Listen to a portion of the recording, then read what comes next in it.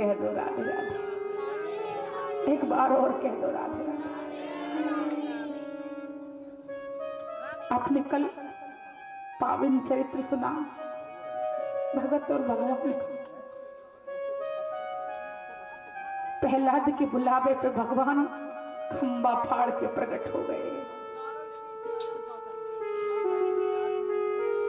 श्री सुखदेव भगवान कथा सुनाते जा रहे हैं। राजन, हे परीक्षित जी, तुमको क्या क्या बताऊं उनकी करुणा का, मैं कहां तक वर्णन करूं। कभी वे कश्यप बन के आए, कभी मोहिनी अवतार में आए। और हे राजन, जरा सोच के देखो भक्तों, जब भगवान कश्यप अवतार में आए होंगे,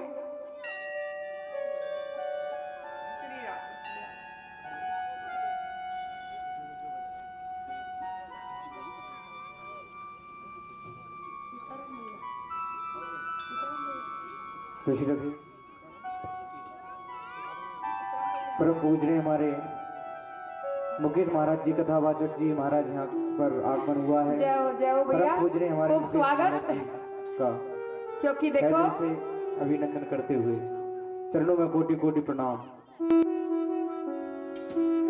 मुकेश भैया आज हमारे बीच में आए हैं। बैठिए, आसन दीजिए और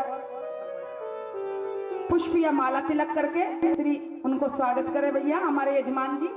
क्योंकि कोई भी व्यास संत जब कथा में विराजे है तो समझो साक्षात भगवान हो। तो कहने लगे कि राजन, मैं तुम्हें कहां तक बताऊं कि भगवान कितने दयालु।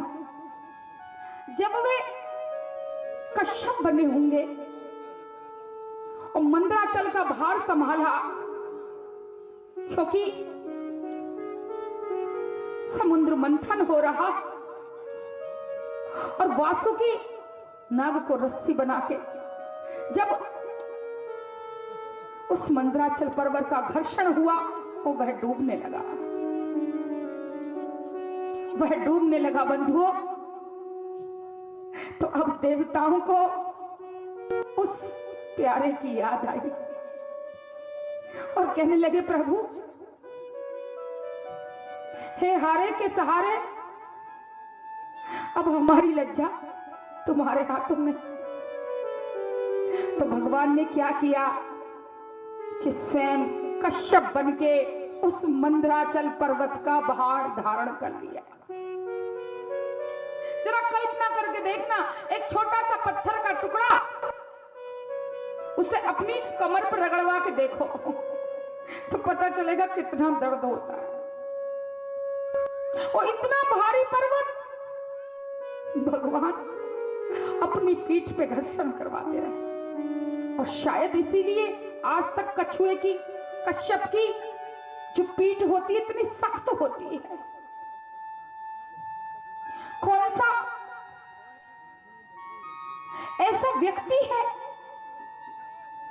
इस धरती का कौन सा ऐसा कण है जहां मेरे हरि ना हो?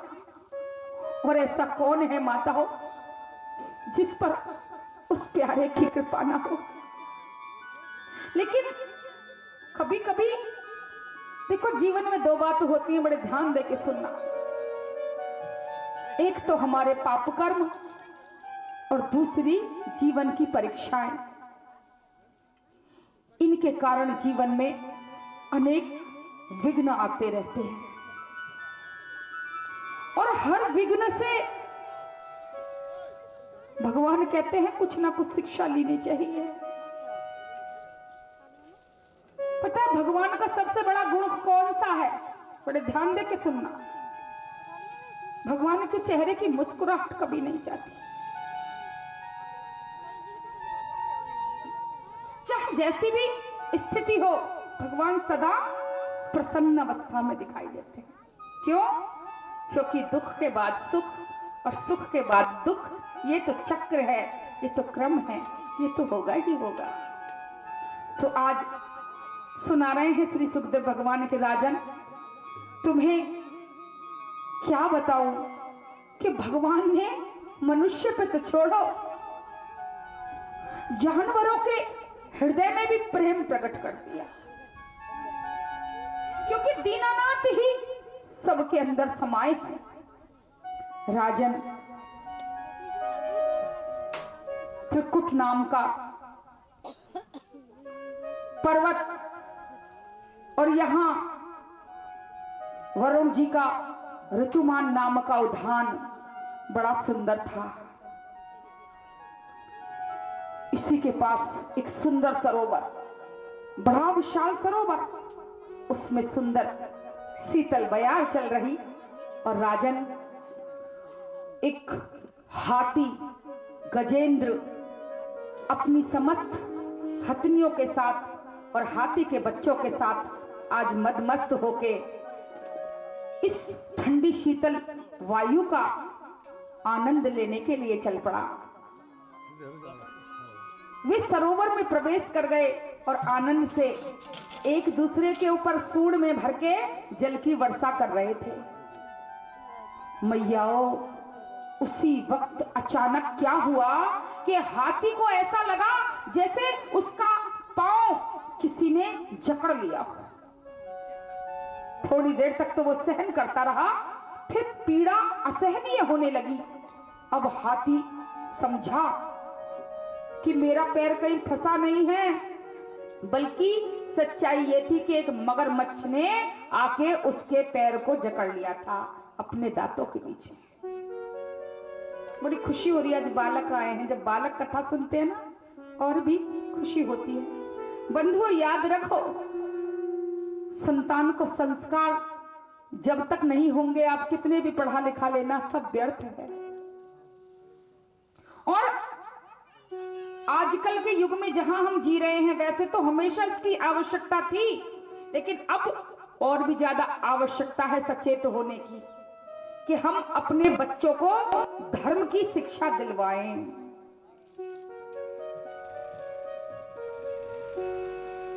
तो आज हाथी समझ गया कि मैं जकड़ा गया हूं, चिल्लाने लगा, चिंघाड़ने लगा। ये हाथी कोई साधारण नहीं था माताओं, ये पिछले जन्म में इंद्रधुम नाम का राजकुमार था।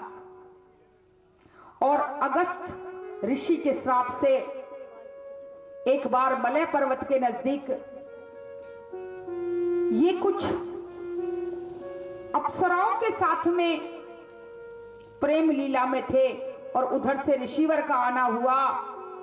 इन्होंने उनको देखने के बाद भी उसी अवस्था में रहे और प्रणाम नहीं किया। ऋषि नाराज हुए और ऋषि ने श्राप दे दिया कि जाओ, तुम्हें बड़ा घमंड है ना, तो मदमस्त हाथी होके अब धरती पे विचरना। और ये जो मगरमच्छ है, ये भी कोई साधारण नहीं, ये पिछले जन्म में हू नाम का राक्षस था, जो आज ग्राह बन के आया। और माताओं, आज दोनों में युद्ध होने लगा।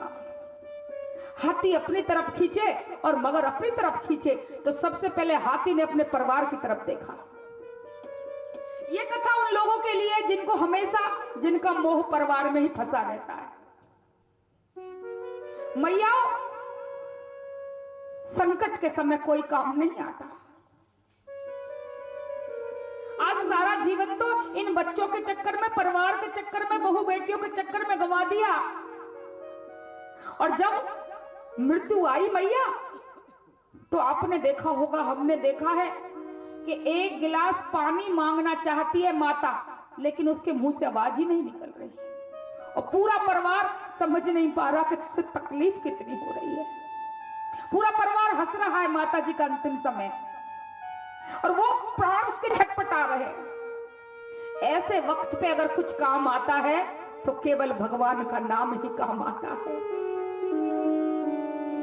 तो आज सबसे पहले परिवार की तरफ देखा, मगर परिवार साथ छोड़ के चल दिया, क्योंकि परिवार समझ गया कि ग्राह ने पैर पकड़ा है, अगर हम इसको छुड़ाएं तो कहीं किसी और बालक का या हमारा पैर ना पकड़ ले। और एक एक करके वो हथनियां, वो हाथी, वो बच्चे सारे उसको अकेला छोड़ के चले गए। मैंने आपको बताया कि भागवत कथा प्रतीकात्मक है। ये किस चीज का प्रतीक है कि एक दिन जब काल की घड़ी आएगी और ग्राह बन के जब हमारा काल हमें घसीट के ले जाएगा, उस वक्त ये परिवार, ये संसार हमारे काम नहीं आएगा। क्या काम आएगा? अगर हमारे मन में आदत होगी हमारी जिज्ञा को और मन में हमारे भगवान बसे होंगे, तभी हम भगवान का स्मरण कर पाएंगे। तो इसको पूर्व जन्म की कहीं ना कहीं इसके मन में प्रेम छिपा हुआ था, पर वो अभी प्रेम प्रकट नहीं हुआ। दोनों की युद्ध होने लगा और जब शरीर थक गया कि हो गई देह जब चूर चूर और थमने वाली श्वासा न रही, थमने वाली श्वासा न रही, दिल भर रह गई सूंड बाहर, जीवन की अब आशा न रही, जीवन की अब आशा न रही। आखिर दम को खींचता हुआ वह बेचारा चिक्कार उठा, वह बेचारा चिक्कार उठा, वह बेचारा चिक्कार उठा। और जब दम न रहा दम भरने का, तब क्षण भर राम पुकार उठा, तब क्षण भर राम पुकार उठा, क्षण भर राम पुकार उठा। बोलिए श्री बंके बिहारी लाल की जय। जब बचने की आशा न रही, देखो भगवान सबसे ज्यादा कब याद आवे भैया? सबसे ज्यादा याद आवे संकट की घड़ी में। जब दम निकलने लगा तब उसके मन से अचानक पूर्व जन्म की प्रीति प्रकट हुई और उसके मन से आह निकल गई। और जैसे ही आह निकली उसी वक्त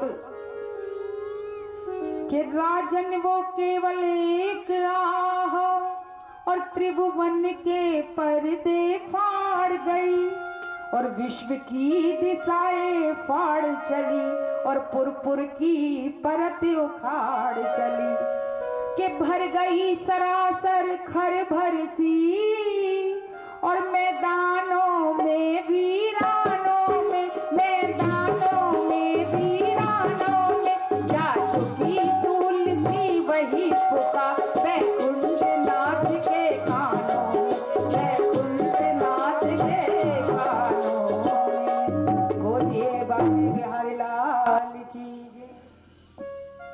आज प्रभु के कानों में आवाज पड़ी और उसके पूर्व जन्म की जो याद थी वो जागृत हो गई।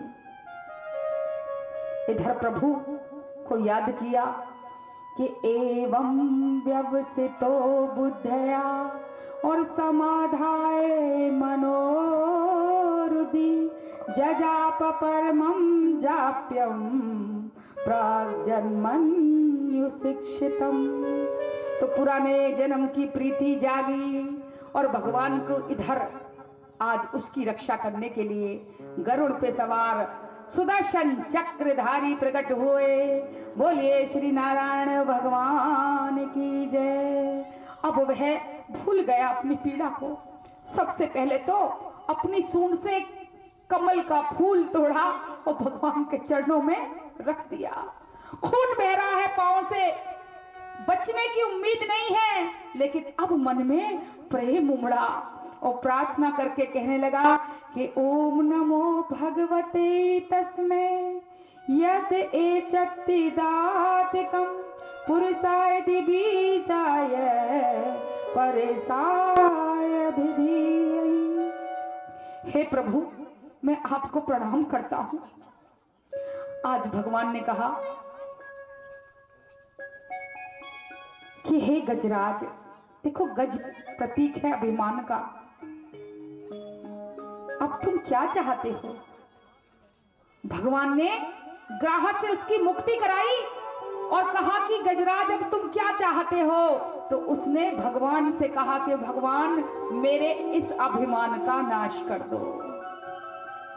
भगवान ने ग्राह की गोविंदाय नमो नमः कर दी और इस ग्राहकों और गज को मुक्त करा के भगवान ने अपने लोक में स्थान दिया।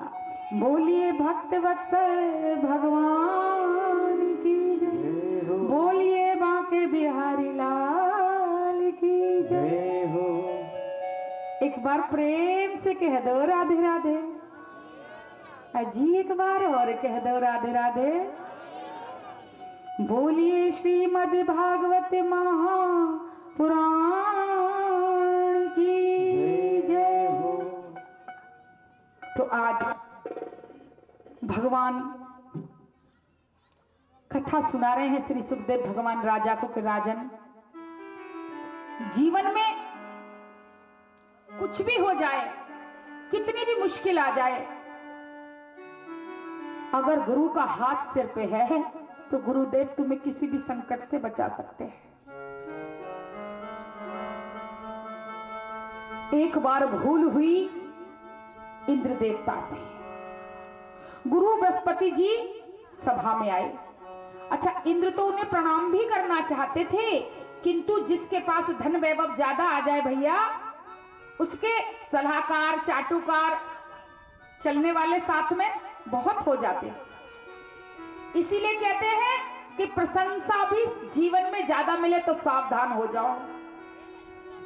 जीवन में प्रशंसा करने वाला वास्तव में तुम्हारा हितैषी है या तुम्हें किसी लालच में पड़ के तुम्हारे पद से भ्रमित करने वाला है।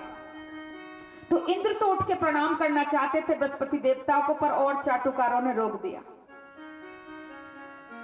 जब रोक दिया, इधर बृहस्पति देवता ने देखा, वाह रे इंद्र, आज तो इतना बड़ा हो गया कि तेरे गुरु बृहस्पति देव तेरे सामने खड़े हैं और तू उठ के प्रणाम भी नहीं करता।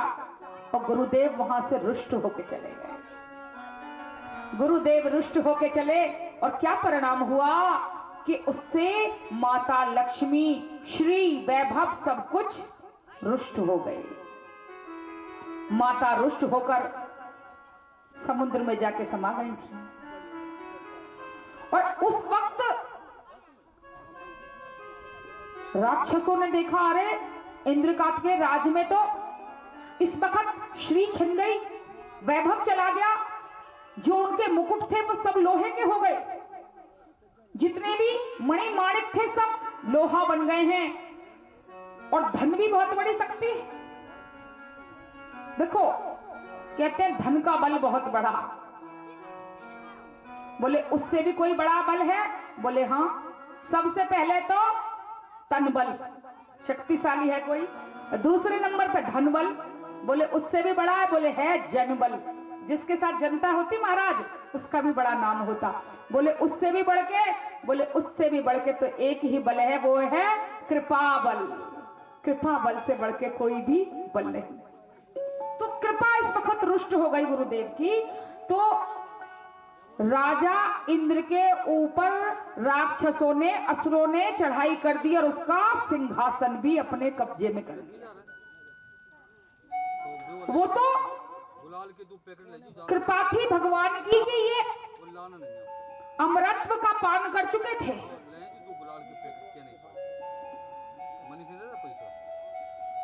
पर अभी पूर्ण अमृत का पान नहीं हुआ, तो लक्ष्मी जी समा गई, तो ये अपनी जान बचाने के लिए छुपते हुए घूम रहे थे।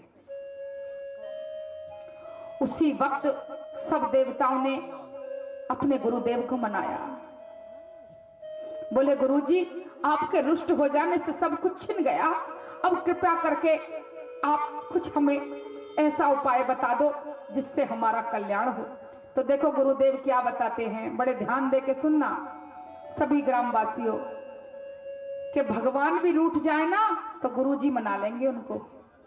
गुरु कोई ना कोई, क्योंकि भगवान बड़े करुणा के सागर हैं, कृपालु हैं, लेकिन गुरुदेव रूठ जाए तो फिर बड़ी मुश्किल है।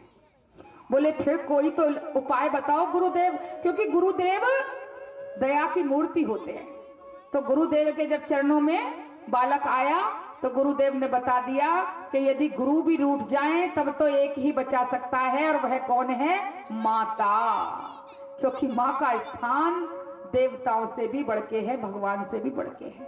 और ये सारे देवता आज अपनी माता के चरणों में गए और माता से कहा, हे माता, आप ने एक बार पूजन किया और वरदान मांगा था भगवान से,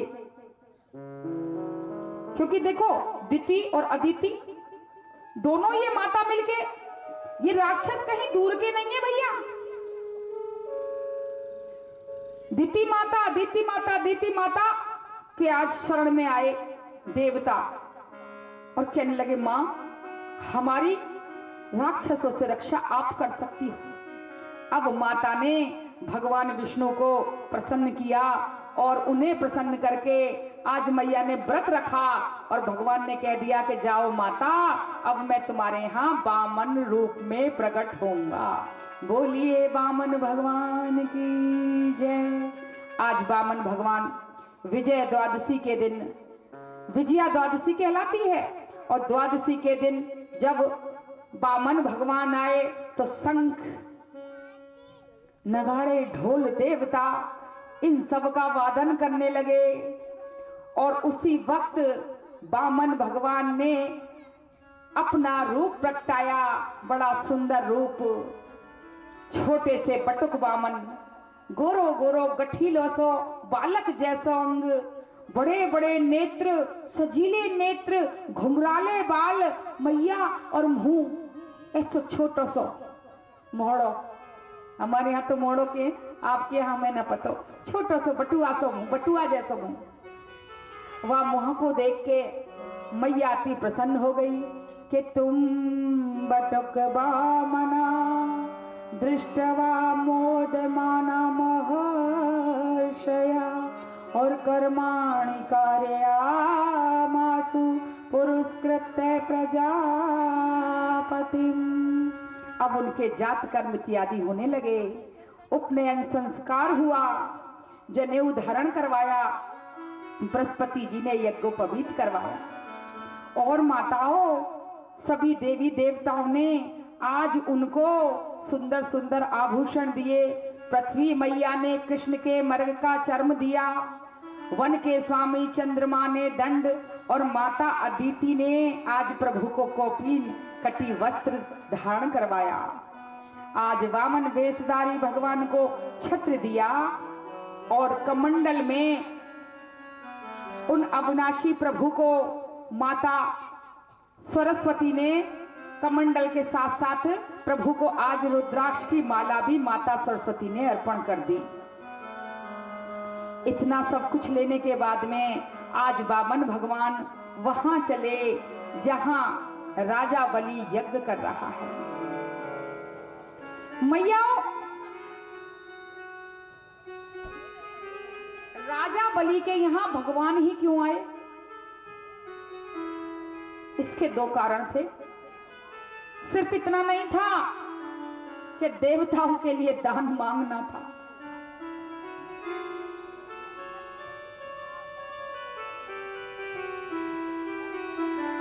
भैया अभी झांकी थोड़ी देर में आप अंदर। श्री राधे। एक बात हमने इस ग्राम में देखी, वैसे हमने गांव की कथा तो नहीं करी, एक चकारा में करी है आप ही के क्षेत्र में और एक इकारा में।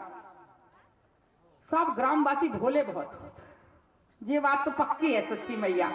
और आपको भोला बहुत पनिए हमको लुभा के ले गया। प्रेम से बढ़ के कोई दूसरी चीज नहीं है।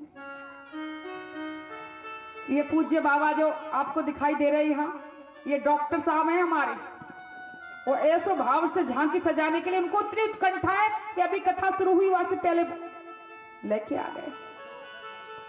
पर भगवान कहते कोई बात ना है, इसी प्रेम का तो भूखा हूं मैं।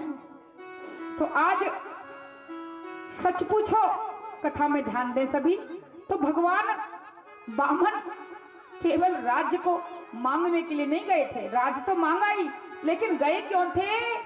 क्योंकि राजा बलि ने अपने बाबा प्रहलाद जी से, प्रहलाद उनके बाबा थे, कल आपने पावन चरित्र सुना ना, उनसे बंधुओं बारंबार श्री विष्णु की करुणा का पाठ सुना था कि किस प्रकार दयालु ने उनकी अनेक बार रक्षा की, यद्यपि राजा बलि राक्षस कुल से था, तथापि उनके मन में प्रेम भगवान का कहीं ना कहीं विद्यमान हो गया।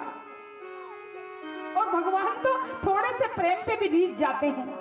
बोले राजा बलि, तू राक्षस कुल में होके भी, सारे सुखों के बाद भी तुझे लालसा मेरे दर्शन की लगी रहती है।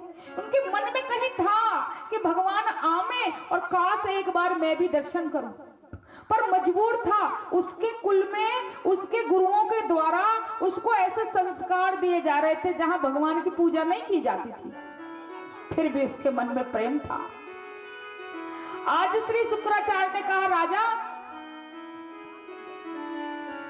इंद्र तो अब हारा ही समझो, तुम्हारे ऊपर अब दोबारा से आक्रमण नहीं कर सकता, लेकिन हाँ विष्णु जी का डर अभी भी है। और विष्णु जी के लिए प्रसन्न करने के लिए एक ही चीज है राजा, तुम ब्राह्मणों को प्रसन्न करो। तो राजा ने यज्ञ किया और घोषणा करा दी कि जो भी ब्राह्मण द्वारे पे आएगा और हमसे भिक्षा मांगेगा, जो मांगेगा हम उसे वो देंगे। जब भगवान के कान में ये बात पड़ी तो वो माता अदिति के यहाँ पुत्र बन के वामन अवतार में आ गए और आज कमंडल हाथ में ले, छाता लगाए के, पादुका धारण करके आज वामन भगवान राजा बलि के द्वारे पहुंचे। बोलिए वामन भगवान की जय। राजा बलि ने वामन भगवान का स्वागत किया कि स्वागतम ते नमस्तुभ्यम, और ब्राह्मण किम करवामते ब्रह्मशीणा तपा साक्षात् मने त्वार बपुर धर्म। हे ब्राह्मण देवता, आपका स्वागत है, आज्ञा कीजिए मैं आपकी क्या सेवा कर सकता हूँ, आपको क्या दान में चाहिए। तो ब्राह्मण देवता क्या बोले, राजन तुम दान देने से पहले संकल्प करो। राजा ने कहा, प्रभु ऐसी कौन सी बात है संकल्प की इसमें, तुम जो चाहो। अरे तुम चाहो तो मैं भूमंडल दान कर दूं, तुम चाहो तो मैं मणिक मोती तुम्हें दान कर दूं। और फिर गौर से वामन भगवान को देखा, अगर तुम चाहो तो मैं सुंदर, तुम्हारे कद की, तुम्हारे लायक सुंदर से कन्या दान करके तुम्हारा विवाह करा दूं। तो भगवान बोले, देखो राजन बातों में ना टालो, अगर दान करना चाहते हो तो पहले संकल्प करो कि जो हम मांगेंगे सो तुम दोगे। राजा ने कहा, ठीक है मैं संकल्प करता हूं। किंतु श्री शुक्राचार्य जी जो उनके गुरुदेव हैं राजा बलि के, उनको संदेह हुआ कि ये बार बार संकल्प के क्यों ध्यान दे रहे हैं। तो जाके ध्यान से देखने लगे, गौर से ध्यान किया तो समझ गए कि ये कोई और नहीं विष्णु जी हैं। और राजा के कान में कहने लगे, राजन तुम दान मत करो, संकल्प मत करो। अब बताना ही चाह रहे थे, मगर राजा को तो जाने क्या हो गया था। जब से वामन भगवान की झांकी निहारी, हृदय का जो प्रेम था आंखें पहचान नहीं पा रही थी, पर हृदय का प्रेम समा नहीं रहा था मन में। उन्हें देखता ही जा रहा था, देखता ही जावे और मन में प्रेम ही प्रेम आवे। सो गुरुदेव की भी बात नहीं सुनी। ये कथा क्या समझा रही है कि हमारे गुरुजी भी यदि भगवान से हमें दूर करें तो हमें उनकी भी बात नहीं सुननी चाहिए। क्योंकि सच्चा गुरु कौन है, मैंने कल भी बताया, सच्चा गुरु वो नहीं है जो अपनी बात मनवाने के लिए चेला को बार बार प्रेरित करे। सच्चा गुरु तो वो है बंधुओं जो खुद से ना जोड़ के अपने शिष्यों को भगवान से जोड़ दे, वही सच्चा गुरु। तो आज वामन भगवान ने जब राजा को अपने समीप बुलाया तो गुरुदेव नहीं माने और कमंडल में जाके बैठ गए।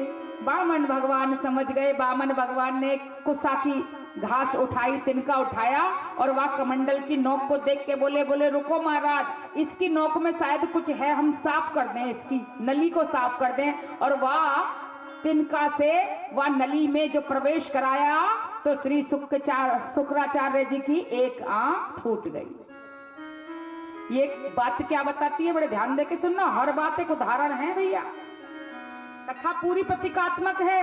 बोले कभी कोई अच्छा कार्य कराए तो उसमें कोलोकियल लैंग्वेज में, मतलब ग्राम की भाषा में कहें तो भांची नहीं मारनी चाहिए। रोकने की चेष्टा ना करनी चाहिए, वरना परिणाम क्या होगा? शुक्राचार्य जी की एक आंख फोड़ दी गई, परमात्मा आपके साथ भी अनिष्ट कर सकते हैं। हमारे ब्रजमंडल में तो साफ कह में किसी को भलो मिल हो रहा हो, किसी को पैसा मिल रहे, रुपया दान दक्षिणा मिल रही हो, और दूसरा रोकने की कोशिश करे कि नहीं तेज की जरूरत ना है, तो हमारे यहाँ तो कह में भैया शुक्राचार्य मत हो, वरना कहीं ऐसा ना हो तुम्हारी भी आंख फोड़ दी जाए। सो किसी को भी अच्छे कार्य से कभी रोकना नहीं चाहिए। और आज जैसे ही संकल्प हुआ तो अब राजा ने कहा कि भगवान अब मांगो, तो कहने लगे कि पदानी त्रिदैत्रेंद्र समितानि पदा मम, हे राजन मुझे तो केवल 3 पग भूमि दे दो। बोले 3 पग भूमि? तो राजन क्या बोले, महाराज आप देखने में तो बहुत बड़ी बड़ी बातें कर रहे हो, लेकिन जैसे तुम्हारा कद है ना छोटा सा बालक के जैसा, हकीकत में तुम्हारी बुद्धि भी बिल्कुल बालक के जैसी है। भगवान मुस्कुराए, बोले अच्छा राजन कैसे? बोले तुमने सब कुछ होते हुए मुझसे केवल 3 पग, अरे तुम्हारे पाँव तो देखो इतने छोटे छोटे से हैं, और तुमने 3 पग भूमि मांगी। बोले राजन तुम पहले 3 पग भूमि तो दो, उसके बाद बात करना। तो बोले ठीक है, आप अपना पग बढ़ाइए। और भगवान ने जैसे ही अपना एक पग बढ़ाया, भगवान का वो पग इतना विशाल काय हो गया कि बढ़ता बढ़ता बढ़ता बढ़ता आकाश में होता हुआ, आकाश गंगा को फाड़ता हुआ, समस्त आकाश के ऊपर के लोक को पार करता हुआ ब्रह्मलोक में गया। ब्रह्मा जी ने देखा, अरे भगवान के चरण आए हैं, तो आज अपने कमंडल के जल से उनको धोया, आकाश गंगा के फटने से जो जल था उससे धोया और उसे अपने कमंडल में भर लिया। और बंधुओं यही जल माता गंगा के रूप में फिर हमारे बीच में प्रकट हुआ है। बोलिए गंगा मैया की जय। और भगवान का ने दूसरे पग से धरती के समित सब नीचे के लोक नाप लिए। अब भगवान बोले राजा अब कुछ बचा ही नहीं, अब बता बात तो 3 पगों की हुई है, मैं तीसरा पग कहां रखूं? तो समझ गई राजन के आप कोई साधारण नहीं है। ध्यान लगाया, गुरुदेव से पूछा तो गुरुदेव जी बोले मैंने पहले ही कहा था विष्णु है छलिया है, तुझे छलने को आए हैं। तो आज राजन चरणों में बैठ गए, बोले भगवान सुनो अभी एक जगह बाकी। बोले कौन सी? बोले प्रभु ये दास अभी बाकी है, आप तीसरा पग मेरे मस्तक पे रखो और भगवान मुझे सारा का सारा नाप लो, मुझे अपना बना लो, मैं आपकी शरण में। और भगवान ने आज अपना पांव राजा बलि के सर पे रख दिया, मस्तक पे रख दिया। और जैसे ही पांव रखा बंधुओं, राजा बलि के तो आंसुओं की धारा छूटने लगी। कभी उन पांव को गाल से लगावे, कभी चूमे, कभी आंखों से लगावे, हिलकी भर भर के राजा रोवे। और भगवान प्रेम में पिघलने लगे और द्रवित होने लगे इस प्रेम को देख के।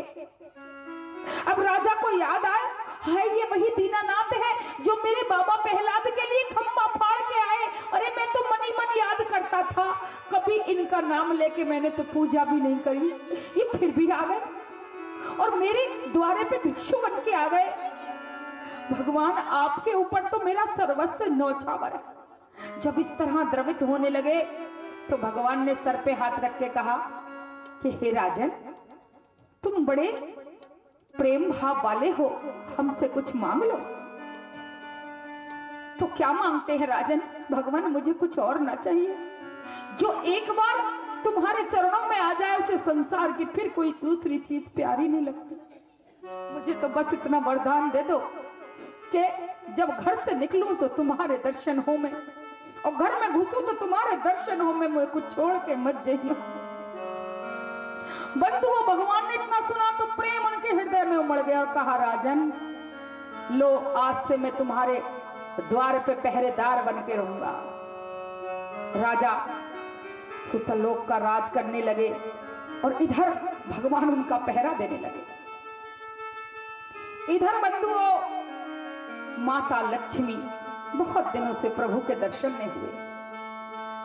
कहाँ चले गए मेरे दीनानाथ। ये सोच के माता लक्ष्मी इधर, एक दिन उनके पास श्री नारद मुनि आए। नारायण नारायण, लक्ष्मी मैया बड़ी उदास दिखाई देती है।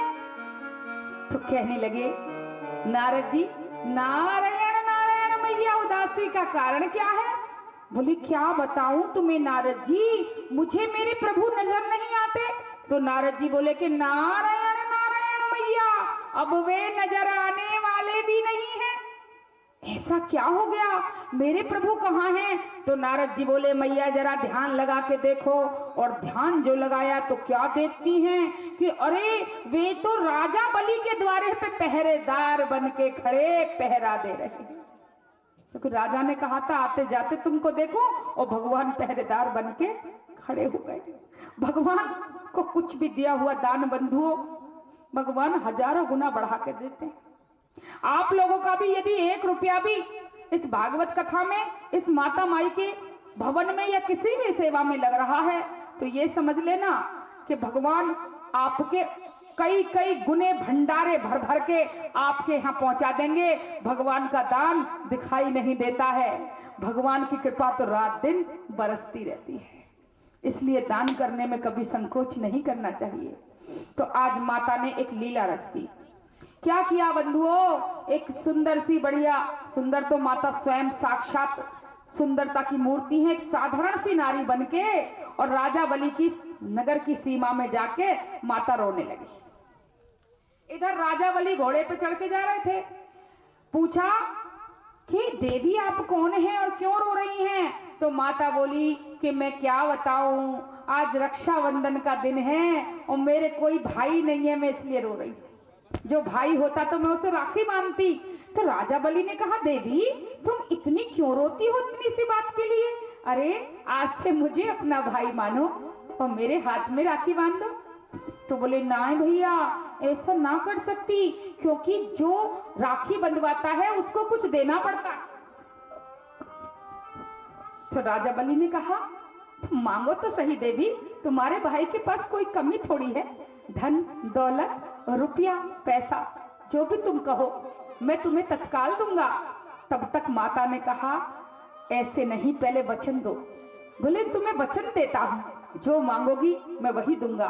अब माता ने राखी बांधी और कहा कि राजन मुझको अपना पहरेदार दे दो।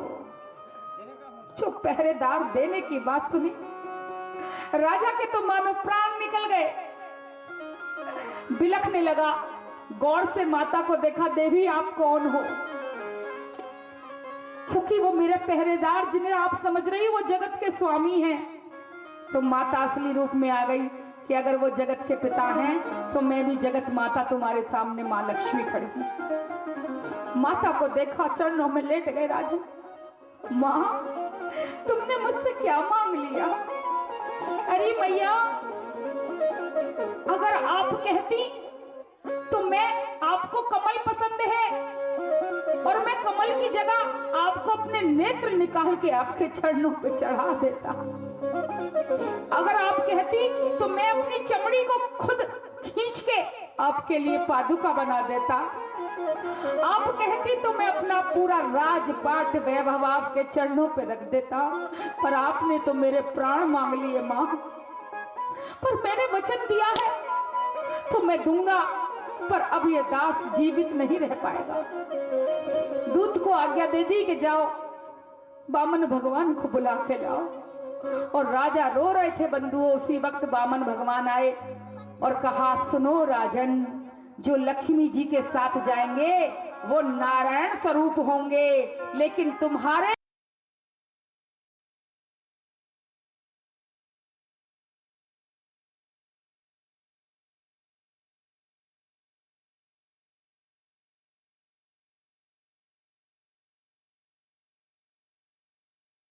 सर्वप्रथम यजमान जी तिलक करेंगे और उनके कमंडल में जो भी यथाशक्ति बनेगी, क्योंकि देखो ये भगवान का भिक्षु रूप है, इसलिए कोई भी कमंडल को खाली ना छोड़ना, जिससे जो बन पड़े वो भगवान के कमंडल में अवश्य चढ़ाना।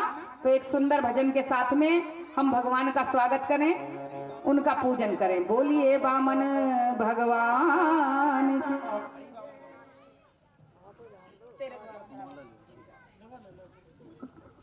एक बार प्रेम से कह दो। जय श्री राधे। अजी एक बार और कह दो। अजी बामन भगवान के लिए कह दो। बोलिए श्रीमद् भागवत महापुराण की।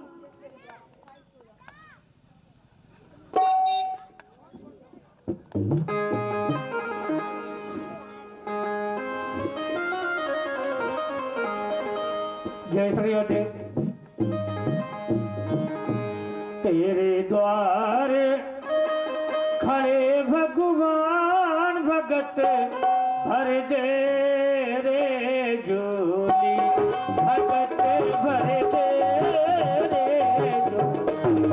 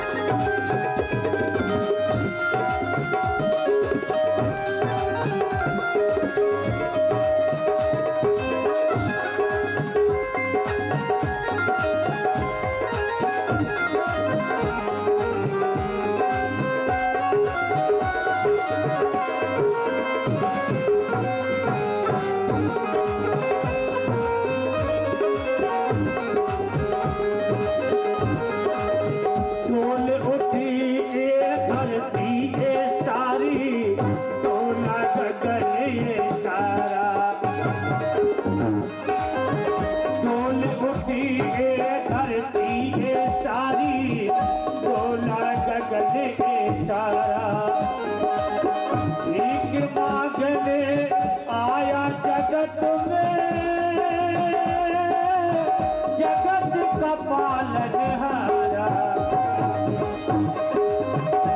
आज आया तेरा मेहमान, कर ले मुझसे जरा पहचान। भगत भर दे रे जोली, भगत भर दे रे जोली।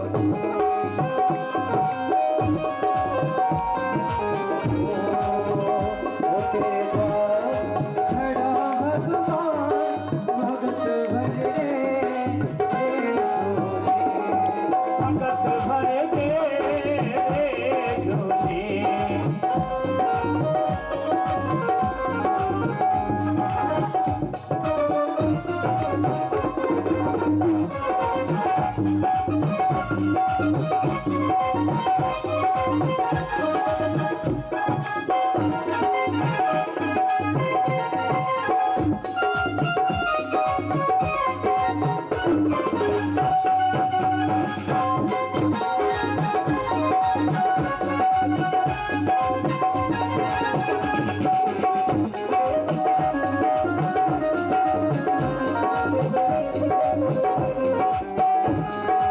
मेरा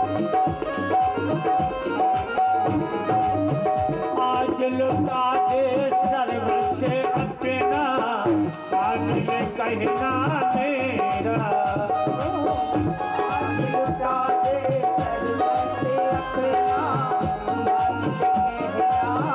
हो। आज लुटा दे सर्वस्व अपना, मान ले कहना मेरा।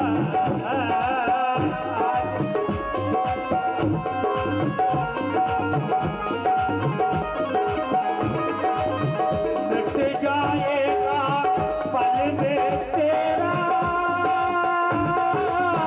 जन्म जन्म का तेरा, जन्म जन्म का तेरा। तो सकल सम्मान अमर कर ले तू अपना दान, भगत भर दे रे।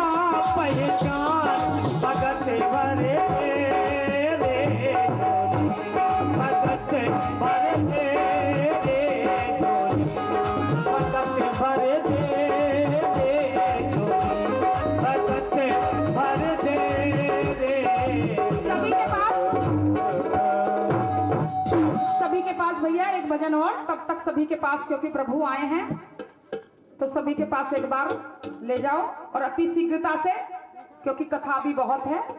तब तक एक भजन और बोलिए श्री वामन मैया।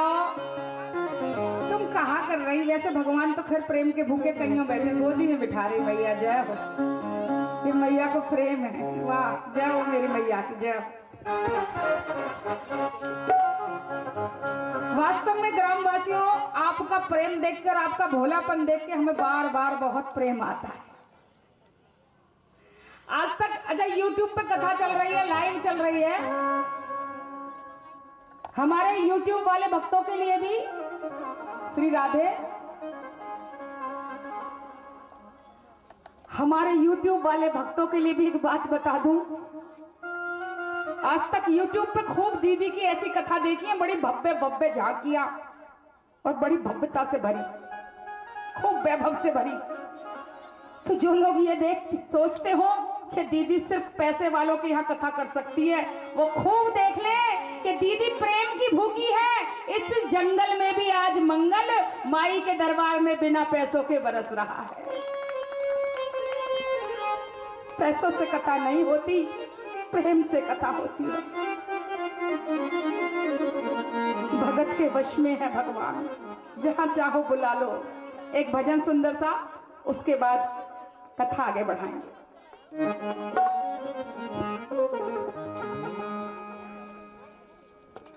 जय श्री राधे।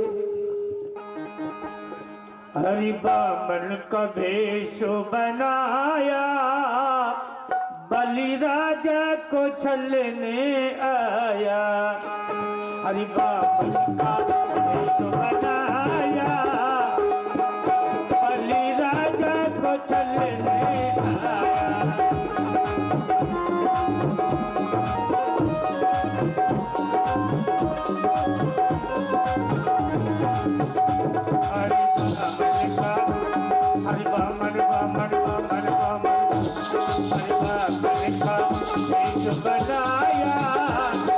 राजा को छलने आया।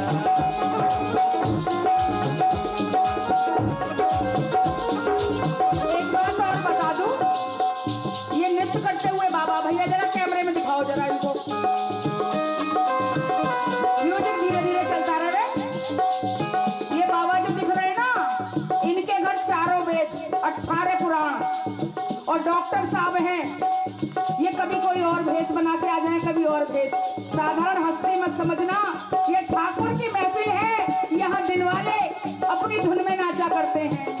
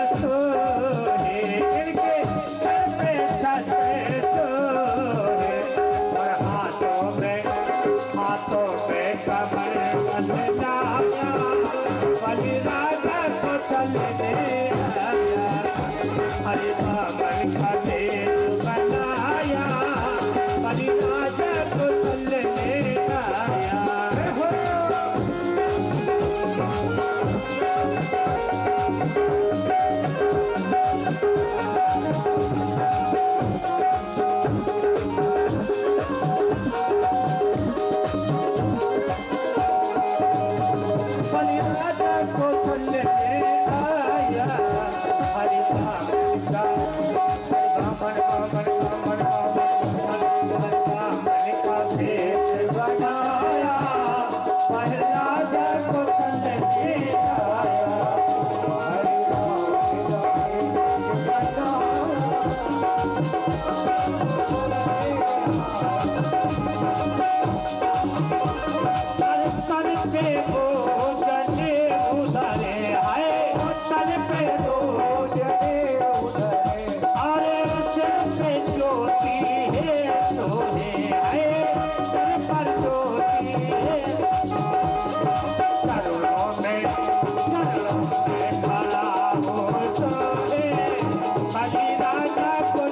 चलने आया हरि बावन का भेष बनाया राजा को चलने आया हरि बावन का भेष बनाया हरि राजा को चलने आया हरि राजा को चलने आया हरि राजा को चलने आया। बोलिए बाके बिहारी लाल की जय, बोलिए बामन भगवान की जय। एक बार प्रेम से कह दो राधे राधे। अजी एक बार और कह दो। अजी हाथ उठा के कह दो। बोलिए श्रीमद् भागवत महापुराण की जय हो। बंधुओं, एक बात आपको बता दूं, ये जितने भी मंत्र जप तप साधन है ना, ये तो पूजा की विधि है। ये तो पूजा की विधि है, ये तो मन को एकाग्र चित्त करने की क्रियाएं हैं। पर ठाकुर सिर्फ इनसे नहीं मिलते। ठाकुर को पाने के लिए 3 चीज बहुत आवश्यक है। बड़े ध्यान देके सुनना। सबसे पहली चीज, मैया परीक्षित ने ध्यान दें बिल्कुल। भगत तो आ जाएंगे और कार्यकर्ता अपनी व्यवस्था कर रहे। देखो लाला के लिए मिलजुल के कैसी व्यवस्था हुई जा रही। वाह, यही चीज तो सबसे ज्यादा भाती है ठाकुर को, मिलजुल के रह करो। छोटी मोटी बात तो मैया होती रहे में, छोटी मोटी बातों को लेके प्रेम को कभी कम मत होने देना। तो ठाकुर जी को देखो 3 चीज बड़ी प्रिय लगती है। बड़े ध्यान दे के सुने। पहली चीज तो विश्वास के भगवान हैं, और दूसरी चीज भगवान से संबंध। मैं पहले भी बता के गई थी कि भगवान को अपना मान लो, क्योंकि हम गृहस्थी हैं, हम कलयुग के प्राणी हैं। हम किसी जप तप के बलबूते पे नहीं पा सकते। कल मैंने आपको भगवत गीता में बताया था, जब भगवत गीता का प्रसंग चल रहा था। या चीज से तुम घबराओ मत, तुम्हें जरूर अजीब लगी होगी, लेकिन जो निरंतर हमारी यूट्यूब पे कथा देखते रहे उन्हें अजीब ना लगे। कैसे? हम ठहरी बरसाने की गोपी, सबको पता है दीदी बरसाने की लाडली जी, और जी नटखट दारी को, जसोदा को, करुआ कृष्ण कन्हैया ब्रजवासी तो ऐसी गारी देके बोले, मैया जाकी हमारी जन्म जन्म के बैर है। अच्छा याकी आपको अचानक से कुछ दब गया ऑर्गन में, और हमारी इसी से एक कथा का भाव आ गया। लाला की इच्छा कि लाडली जी वो वाली कथा सुनाओ ना। हम कह रहे ना लाला, समय ना आए। तो बोले ना सुना। तो बंधुओं, गोपी भगवान से इतना प्रेम करती है कि कभी उसे पूजा करने की आवश्यकता नहीं होती। यहां हर सांस पूजन। प्रेम वालों ने कब वक्त पूछा, उनकी पूजा में सुन ले उधो, सिर झुकाने की फुर्सत नहीं है। एक बार नारद जी ने देखा कि एक गोपी माला लेके और जाप कर रही। बड़ा आश्चर्य हुआ नारद जी को, अरे गोपियों, तुम तो चटक चुनरिया लेके ठाकुर को रिझाती नजर आमे, आज ये पूजा काहे को कर रही है? तब तक वो गोपी बोली, कहा बताऊं तुम्हें नारद जी, या जसोदा के लाला ने तो जीना मुश्किल कर रखा है। नारद जी, कल ही की बात थी, मैं गैया को दूध धो रही थी, तब तक मैं दूध निकाल लगी और दूध बाल्टी भर आई। मेरे मन में भाव आयो कि आज गोपाल आ जाते कहीं पे और मैं उनको जी दूध पिला देती तो कितना अच्छा होता। तब तक मैंने सोची थी नारद जी, तब आ गए और बोले, भाभी निक हमको दूध पिया दे। और मेरे मन में सोचते ही जैसे ही मैंने गोपाल देखे तो प्रेम उमड़ गया। और नारद जी, ये प्रेम तो बर्बाद कर दे, मैं तो सब कुछ भूल गई, दूध दुहनो और वाह थन को लाला के मुंह की तरफ करके और मैं वह गैया को लाला के मुंह में डायरेक्ट दूध काढ़ने लगी। लाला पीमने लगे, तब तक मेरी सास आई और मेरी कमर पे लात पड़ी। बोले दारी की बाल्टी तो जहां धरी है, ये दूध है, काय को उधर को टेढ़ी धार मार के जमीन पे लौटाए रहे। और सुन, तेरे बस की अब ये काज ना है, आज से तू पानी भर के जल भर के ला, जमुना ते मटकी ले जा।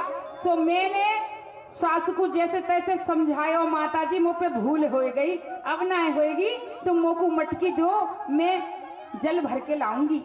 सो नारद जी मैं जल भर के जमुना जी पे गई और जल की मटकी बड़ी भारी महाराज मुँह पे उठना रही। अब मैं सोचूं किससे सहारा दूं, तब तक बंसी वारा गोपाल नजर आयो और आके मोती कहने लागो, भाभी तुम्हारी मटकी उठवा के धरवा दो। मैं बोली हाय लाला, छोटे छोटे हाथ तुम्हारे, तुम पे उठ जाएगी। हाँ हाँ ये देखो उठ गई मुंह पे। मैं बोली हाय राम, एक झटका में उठा लाई और 3 लोक के स्वामी जो गिरिराज जी को धारण करने वाले, उन्हें क्या देर लगे। सो मटकी उठा लाई। सो गोपी बोली लाला धरो मेरे मूड पे। सो बोले हाँ भाभी ने तो नीचे को तो बैठ जा, तुम इतनी ऊंची झाड़ी में नन्नो। सो लाला बोले अच्छा लाला मैं बैठ जाऊं। सो मैं बैठ गई और नारद जी वाने मटकी उठाई और झट जमीन पे दे के मारी और मटकी फूट गई। सो मेरी सास ऋषि आई गई, बोले तेरे बस की कछु ना है। तो मैं पूजा कर रही हूँ, माला जप रही हूँ, और क्यों जप रही हूँ बड़े ध्यान दे के सुनना कि हे गोविंद पल दो पल को तो हमारे मन से हटा करो, जो हम अब संसार के काज कर लें। तो बंधुओं जब प्रेम पूजा बन जाए तब कहीं जाके नारायण की प्राप्ति होती है। उस वक्त भगत को हर चीज हर व्यक्ति लीला नजर आती है। और ऐसा नहीं है ये लीलाएं तब होती थी, आज नहीं हो रही हैं। कितने ही सैकड़ों भगत आज भी प्रभु के होने का आभास करते हैं और प्रभु की ये अनुभूति ही सबसे बड़ी भगत की दौलत है। सबसे बड़ी दौलत ये भगत की ये अनुभूतियां ही हैं। आज नारद जी और दुर्वासा जी, कितने ही सारे ऋषि मुनिगण सब बैठे हैं और बंधुओं एक संतों की सभा हुई। बोलिए श्री भागवते भगवान की जय। और उस सभा में क्या चर्चा हो रही है कि यह धरती पे सबसे बड़ा भगत इस युग में कौन है। तो नारद जी ने कह दिया कि सबसे बड़ा धरती पे भगत इस वक्त राजा अम्बरीश है, उनसे बढ़कर कोई भगत नहीं। तो दुर्वासा जी ने कहा हम कैसे माने। बोले राजन ऐसे हैं, देखो सारे सुविधा होने के बावजूद भी कितनी ही रानी हैं, कितने ही नौकर चाकर हैं। और कैसे महाराज हैं कि जब वो एक कक्ष से भी दूसरे कक्ष में आते हैं ना, तो ऐसे नहीं आते, पहले घोषणा होती है कि महाराजा धीराज सम्राट अम्बरीश महाराज जी पधार रहे हैं। कितनी सेना, कितने हाथी घोड़े।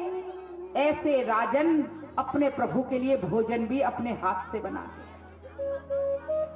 तो दुर्वासा जी ने कह दिया कि ऐसे नहीं मानेंगे, पहले परीक्षा होगी।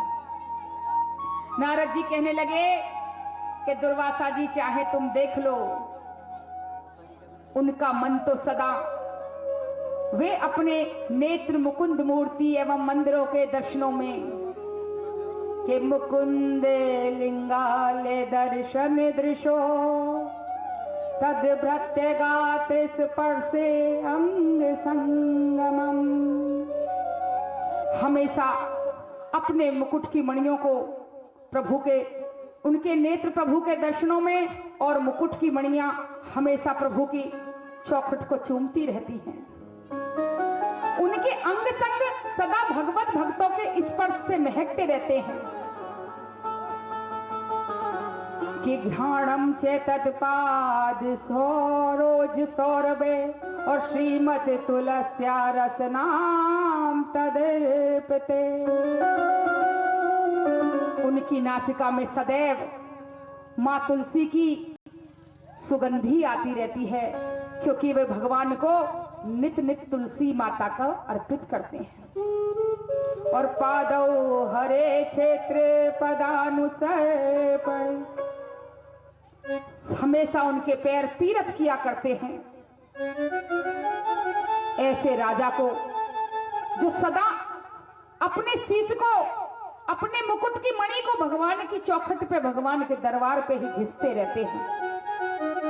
आज वो राजा भगवान के प्रेम में थे। और बंधु, एक दिन की बात है, राजा का तो ये नित्य का काम था।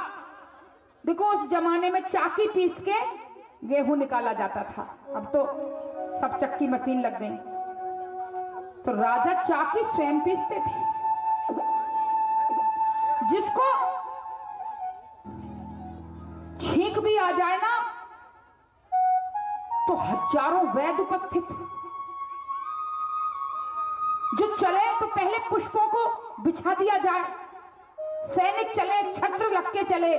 वो राजा अपने गोविंद के लिए चाकी पीस रहे, और चारों तरफ से दरवाजा बंद कर दिया। बहुत बड़ी रसोई। क्यों?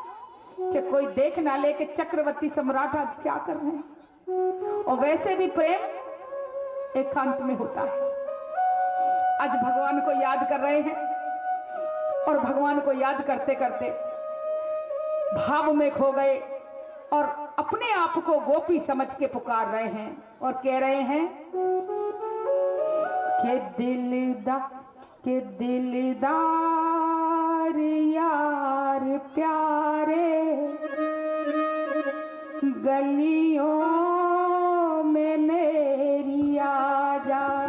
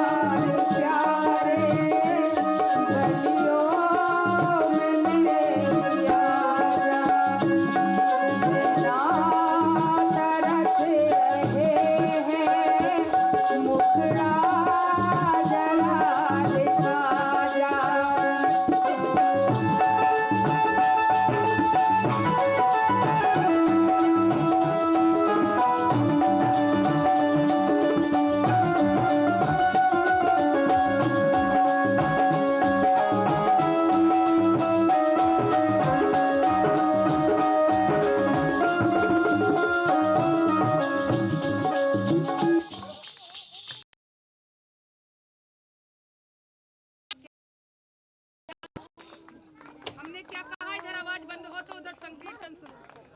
श्री कृष्ण गोविंद।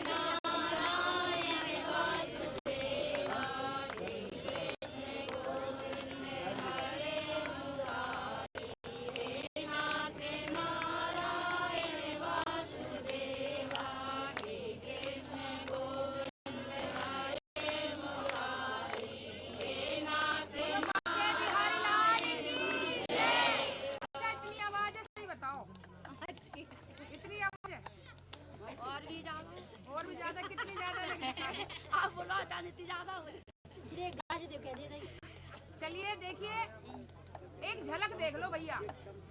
काय की झलक?